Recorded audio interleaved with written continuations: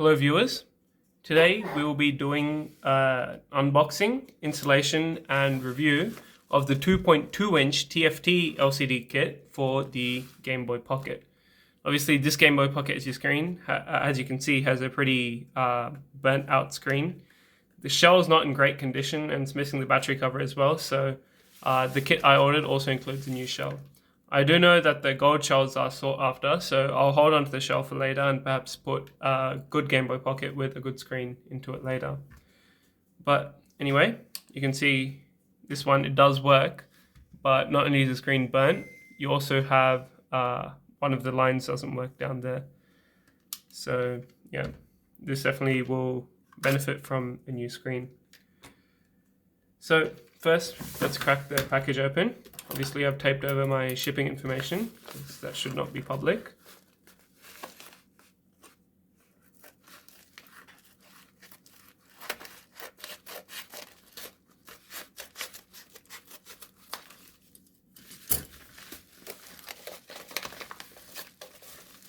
Inside we find a couple of these garbage screwdrivers, which I'll be using because I'm too cheap to buy a good one. Screen kit. I've seen a lot of these funny playing kits come in this exact shell. My Game Boy Advance kit also came in the same plastic shell with the screen and stuff inside, and a new shell. I went for this cool glow-in-the-dark color, so got the shell. Oh,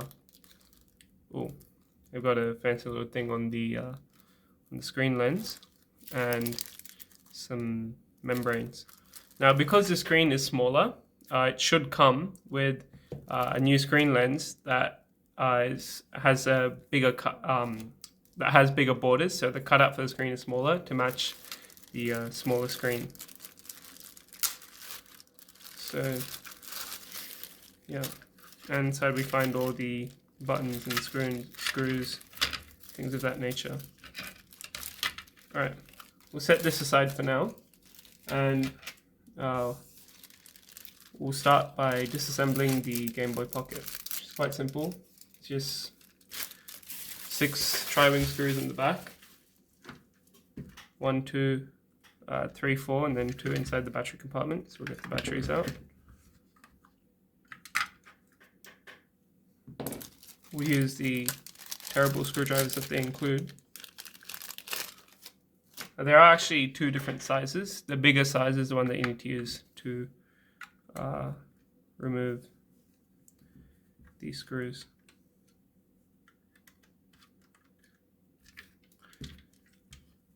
I learnt from when I was doing my Game Boy Advance, I also ordered an aftermarket shell with that one.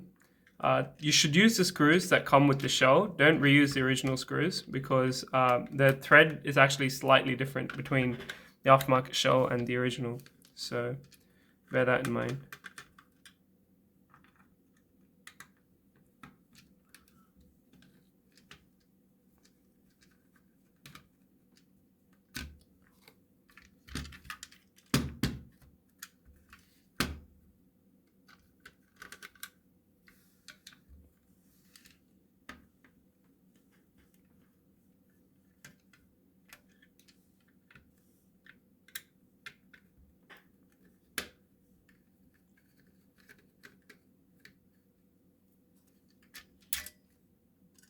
There you go, simple as that.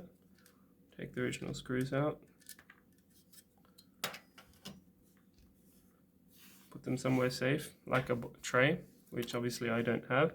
Then inside we've just got these 3 Phillips head screws.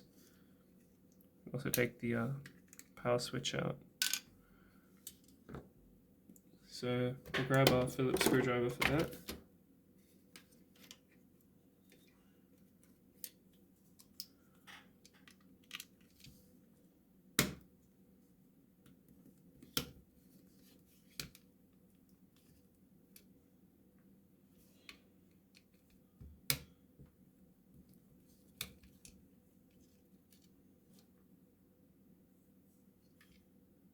Oh, yeah, here it is.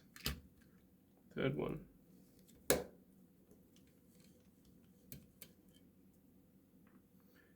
Now we can disconnect the ribbon cable for the screen.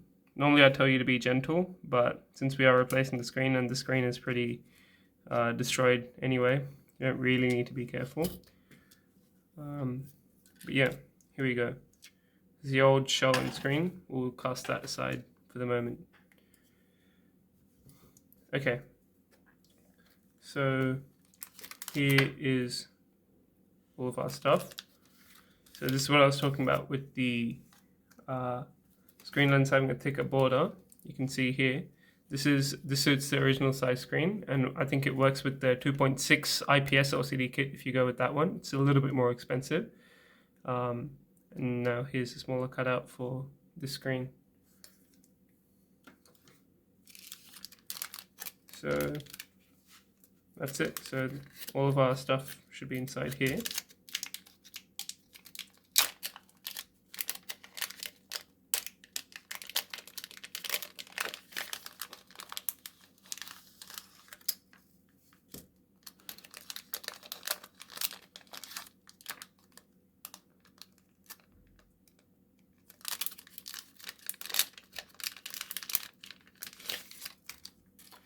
Right.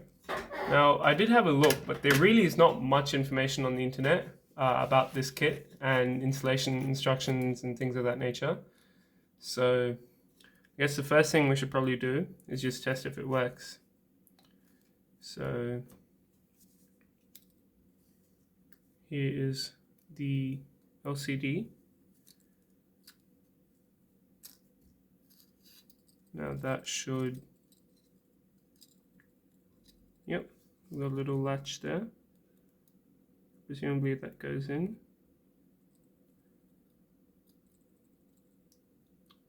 Like so.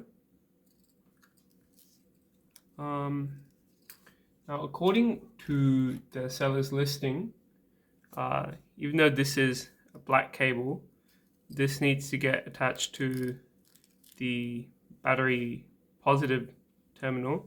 On the seller's page, he's just twisted it around the terminal.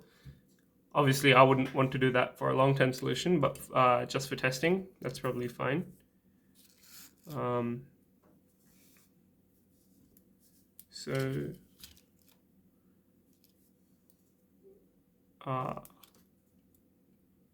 so the contacts are on top. Yep, the contacts are on the top of this connector, so that should just go in like so. Click it in place.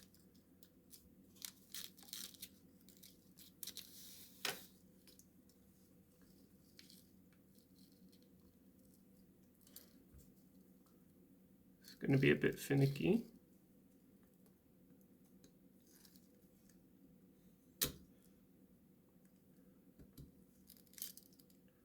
Yep, there we go. Now it will grab just the back part of the case and just lay it over just so we can use the battery terminals. Of course, if you had alligator clips with a 3-volt source, that would be a better solution, but this is fine for now. Just to test that everything works.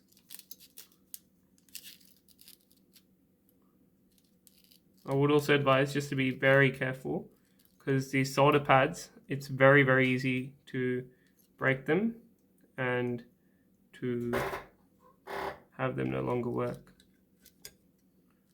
and break off. So put this back on. Maybe I should twist it on a bit better.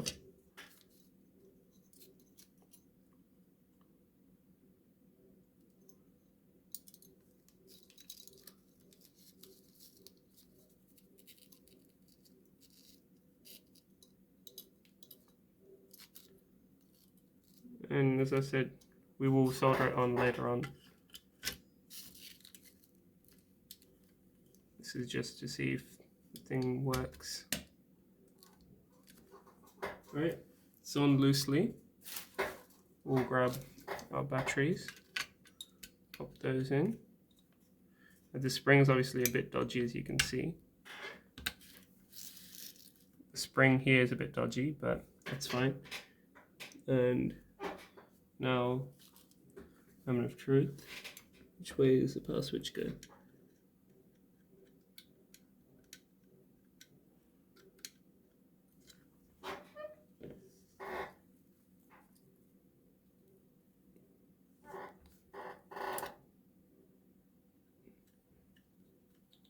There we go.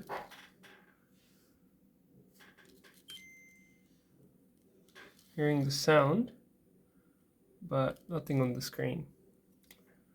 Might take a cut here while I troubleshoot that.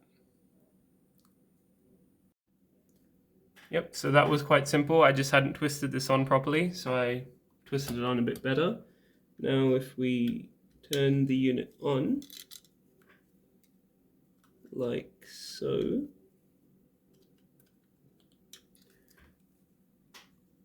Oh, there we go. Screen lights up and we can see.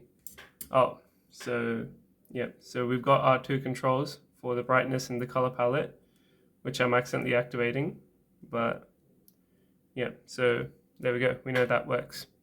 Good start. Okay, so now I've taken everything apart. I had a bit of play around with everything, and I think I know how this works.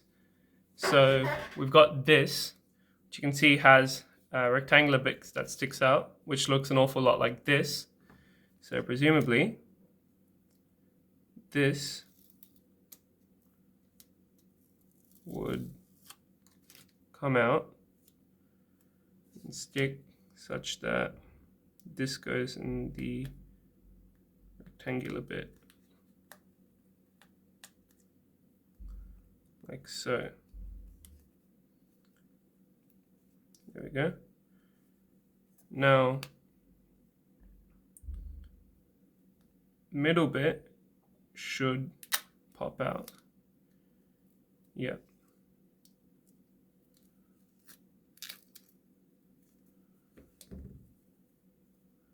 Okay. So now that we've done that, you can see this one says attach this insulating film to the metal surface on the back of the LCD. So we will do that.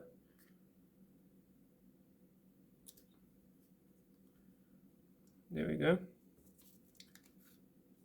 All right, we'll do this one later.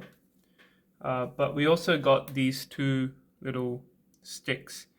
So presumably, one of them goes there, and the other one goes there, unless it's actually this one goes here. I don't think that's it, because that's sticking out, and yeah, that doesn't quite fit either. So I'm fairly certain it would be like that and like this. The only question that remains once you stick those then is if we just hold this one in place, we take the screen, put this one like so. We've got a bit of vertical up and down on the screen, so not quite sure how to remedy that, but if we take our lens, can't really see how that's meant to work. Or perhaps what we can do is we can put our lens on now, so then we can see how to position this thing. So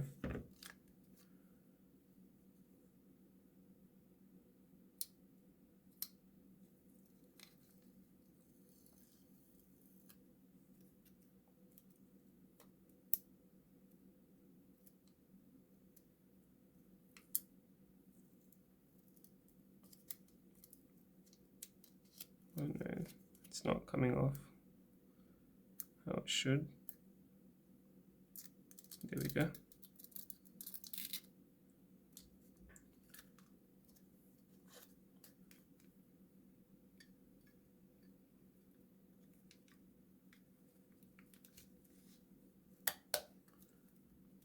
There we go.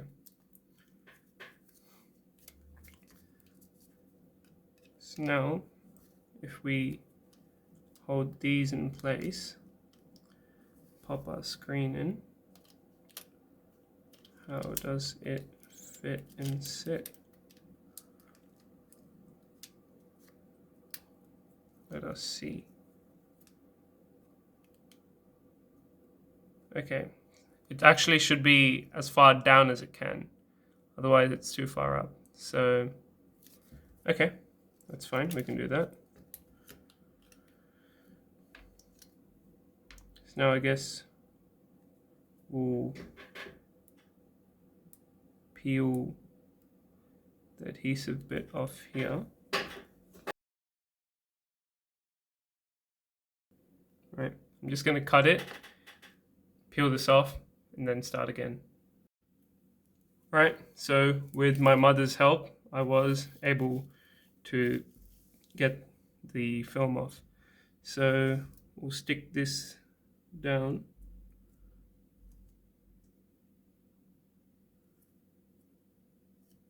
Close to the edges we can get it.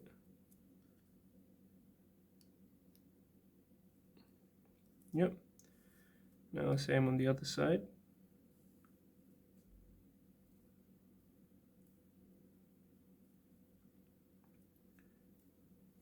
Yep.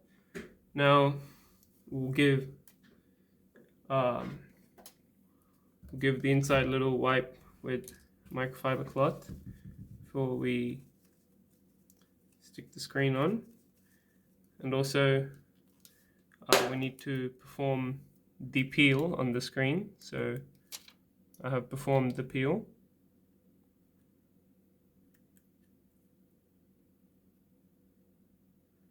As low as it'll go.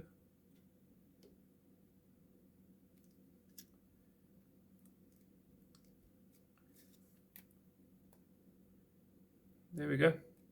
Perfect. Yep, it's pretty much centered. Awesome.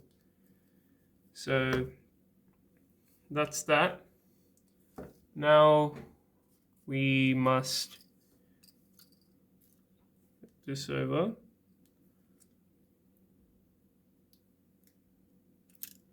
And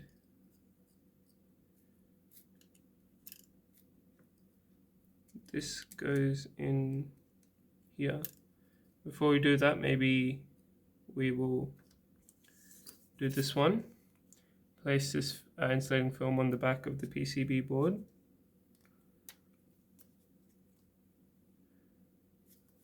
Okay.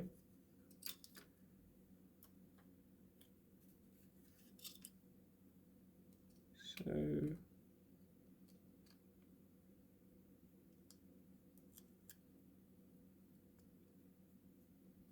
yep, it's pretty good. Now that'll go in there, and we'll again lock the tab in place. There we go. Now that should come like this. Yeah. Now this would fold over onto our Game Boy, and here are our two controls for the color palette and the brightness.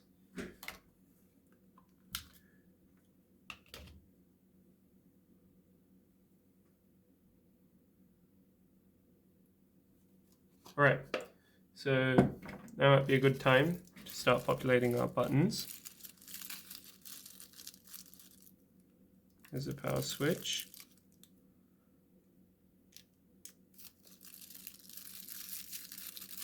Now I'm going to use the new pads that came with the kit. Often the pads that come with these aftermarket shell kits are not as good as the original pads, but since I do want to preserve the original shell, I'll keep the original pads with the shell. Those pads are in good condition. So yeah, but it's up to you which pads you want to use. Because I know for a fact when I did my Game Boy Advance IPS screen mod, the pads were definitely not as good as the original Game Boy Advance pads. Now, if your motherboard has dirty contacts, that would also be a good time to clean those contacts that the pads meet onto, but my ones are pretty clean already. Right. Now you could tape this up, but since it's all pretty well insulated, I think I'm just gonna put this back on like so.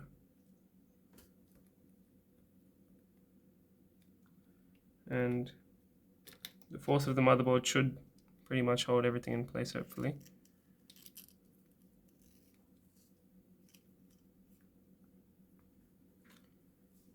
Right, and we'll deal with these once we've screwed the motherboard in.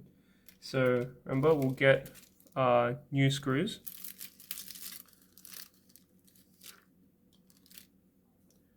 We'll take 3 motherboard size screws. We'll put those in.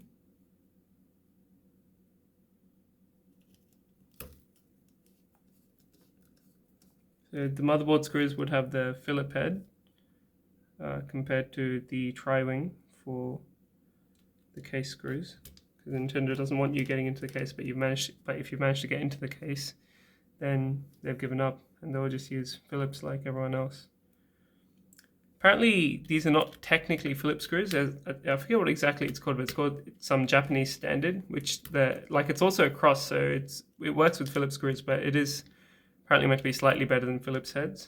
So I'm not sure if there's ones, but since this is a Chinese case, I suspect these are actually just Phillips screws. But on the original one, I remember reading somewhere that they don't actually technically use Phillips screws. It's called something else.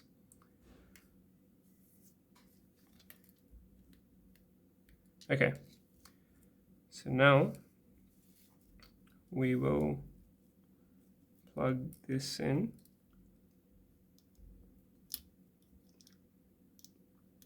Be a bit finicky to get that in.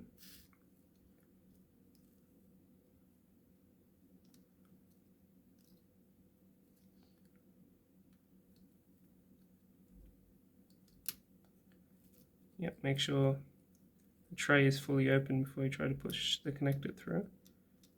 There we go, that's much easier.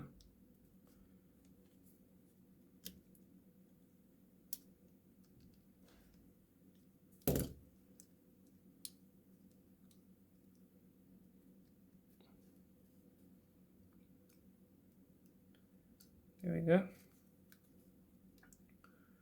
All right. Now we need to get these sensors in, like so. Now this one can sit inside the power switch area. Now, I just want to see how that's going to work.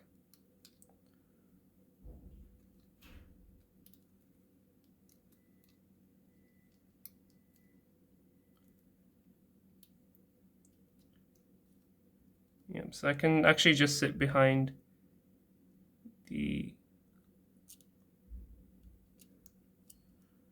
power switch. I'm just a bit concerned because like the grabbing mechanism, like this bit here at the back, is actually moving the sensor there as well, along with the power switch.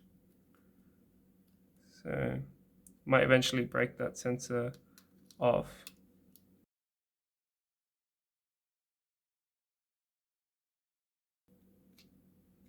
Oh, there we go. All right, we'll put that back in later. Just check. Yep, the buttons all feel good. The D-pad doesn't feel so good, but that's to be expected from aftermarket membranes.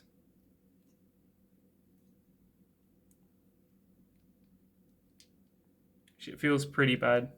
I'm going to take them out. I'm going to take the buttons feel fine, but the D-pad feels pretty bad. I'm just going to take the motherboard out and I'll cut it now and come back later. Yep, so as expected, it was just me. I'd installed the D-pad the wrong way, so it was hitting the plastic. That's fine. So we'll tuck these back in.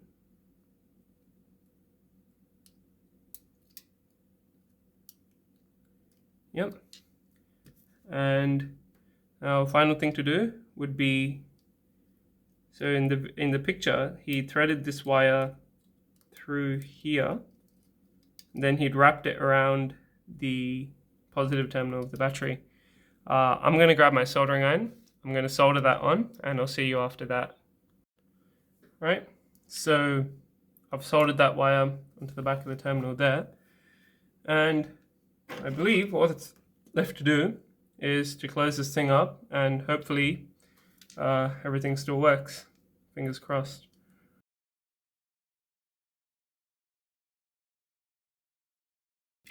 Oh no. Okay, so the spot I've soldered it onto the back there is actually hitting against the shell, so I'll have to solder it on to a different spot. I'll be back in a sec. Okay, so if you don't have a soldering iron, it's probably fine to twist your cable around there, as the picture on AliExpress want you to do. But I saw someone else on the internet, they soldered it directly to that pin on the power switch, which is much better because you can't really solder onto that because the shell won't close otherwise. So this is what I've done. So should just be a matter of closing everything up at this point. Because I have some solder on there, it's a bit finicky, but there we go. And of course, I've forgotten to put the power switch in. So make sure you put your power switch in.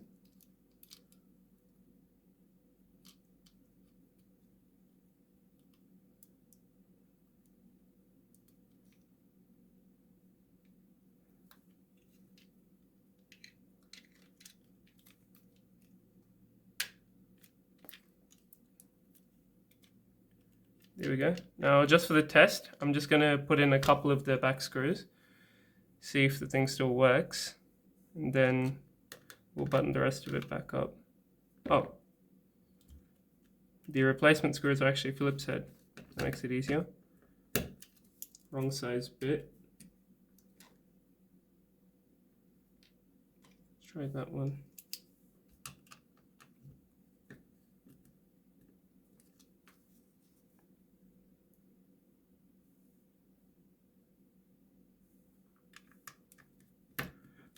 Of course, I made another mistake.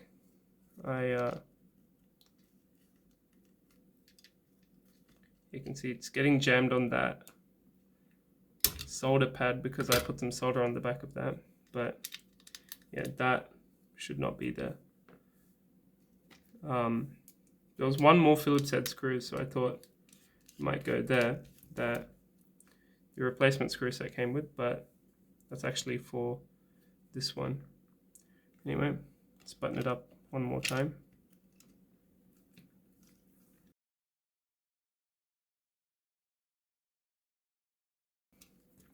Alright, that'll do for now.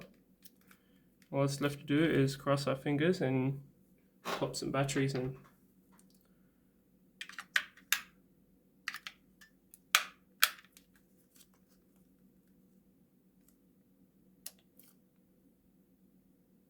There we go. Okay, so there's our brightness control, and there's our color palette. Yep, and the lowest brightness just turns the backlight off, and that's actually pretty good. You can actually use it as if it was the original Game Boy Pocket with the screen like that. And also I can see the up and down alignment looks like it doesn't actually matter that much because the screen size is actually a little bit smaller. You've got a couple of black bars in the bottom and top. So there we go. I noticed this on other people as well. The screen takes a couple seconds to turn off after you turn the console off. So I'll button the rest of this up, and there's a couple of things I want to talk about in the review. Okay, so I fiddled with the placement of the brightness control sensor a little bit. Still not 100% happy with it because it makes the power button quite stiff, but I did tape it in place, or rather double-sided tape it in place, so it should be okay. Still, sometimes it works, sometimes you have to press it from the front, but it's good enough for now. Last two things to do, we'll put the sticker on the back.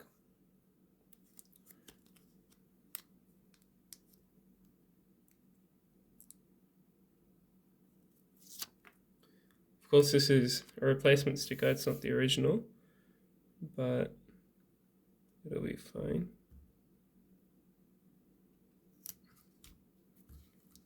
Yep, there's a sticker on and the peel. There we go. So there's a couple of things I want to do.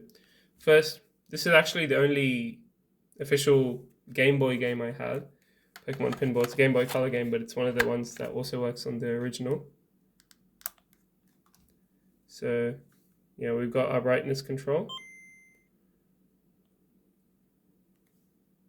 You can see it's a bit unresponsive right now, so you have to press it from the front, but works well enough. And we've got our color palette select. Since we do have Pikachu, I'll maybe leave it on yellow.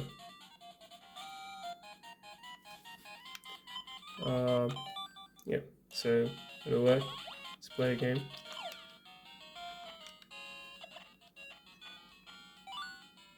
Yep, everything works more or less as expected. So we'll turn that off. So you can see the power button's actually quite stiff now, but there we go. Now, next thing. In my previous video, I reviewed the EZ Flash Junior Flash card, which was my DMG. I just took it out. But I mentioned that some people were having troubles using this on a backlit modded Game Boy Pocket because that's only got the 2 AAAs. So I've got these alkaline Vata batteries. I've also got these cheap Eveready carbon zinc batteries. So we'll try both of them and see how it goes. So we'll jump straight into the worst case. So max brightness. Yep, we're at max brightness right now. Right now I don't want to lose any of my save files. So what I'm going to do is I'll open one of the Game Boy Color Pokemon games. The reason I'm doing that is because the flash card will load it. Oh, that was just the resetting, right? Because it resets, but the screen doesn't turn off immediately. The reason I'm doing this is because when I reset the console now, I'll just press the reset button on the flash card. It'll have to write the backup save, and doing that is probably what's going to draw the most battery. So if it passes that, then it should be fine. But I did it on Pokemon Crystal, which obviously I don't have a save file for, because that way I won't lose any of my data. Okay, so it actually was fine with these Vata batteries. These are brand new batteries. Now we'll try with these cheap Eveready ones. The Vata ones are alkaline batteries. We'll try these really cheap Eveready ones. See how that goes. Good, make sure we're maximum brightness.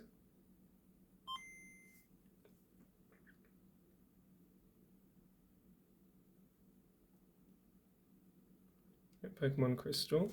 Oh, looks like our color palette changes. Let's go back to black and white.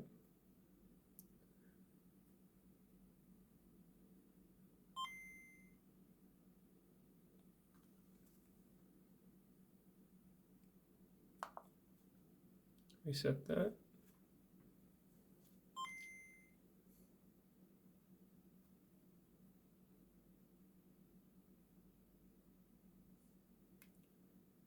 Alright, so that's fine. So you actually can use the EZ Flash Junior with this particular backlit screen. Remember, this is the 2.2-inch TFT. There's also a 2.6-inch IPS screen floating around, so your mileage may vary with that particular screen. Now, this screen is about $10 to $15 cheaper than the IPS screen, depending on who you buy it from. So you do get to save that.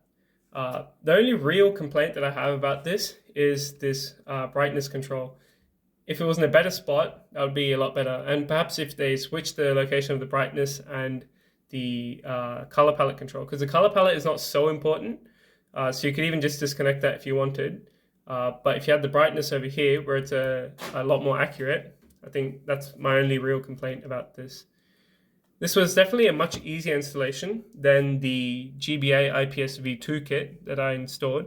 I made a mistake in that one. I broke because the solder pads were really delicate for the brightness control. I accidentally broke them off and I had to scratch the pad, and it was just a bit of a nightmare. So this is definitely a much more beginner friendly mod, and I would recommend this for anyone who wants to try and start getting into modding handhelds. So overall, what do I think of this? Works brilliantly. The thing I like most about the TFT screen over the IPS screen you can get is that if you can just turn the backlight off and use it in the sun as you would an old school Game Boy. So you can also get that authentic experience, but you can also play it in bed with the lights out. So this is a brilliant screen. Of course, the screen is a little bit smaller, which is a bit of a bummer, but that's fine. You know, like it's still more than big enough to play comfortably, and especially with the backlight, you won't be straining your eyes so much. So overall, this is a product I recommend. Whether you take this or the 2.6-inch IPS, you can watch other reviews of the 2.6-inch IPS. There's way more videos of that on the internet. I made this video partially because there wasn't much information on installing this, so I figured it out and I thought it might help anyone else who buys this screen. I'll of course leave a link to the AliExpress seller that I bought this from in the description, and thank you for watching.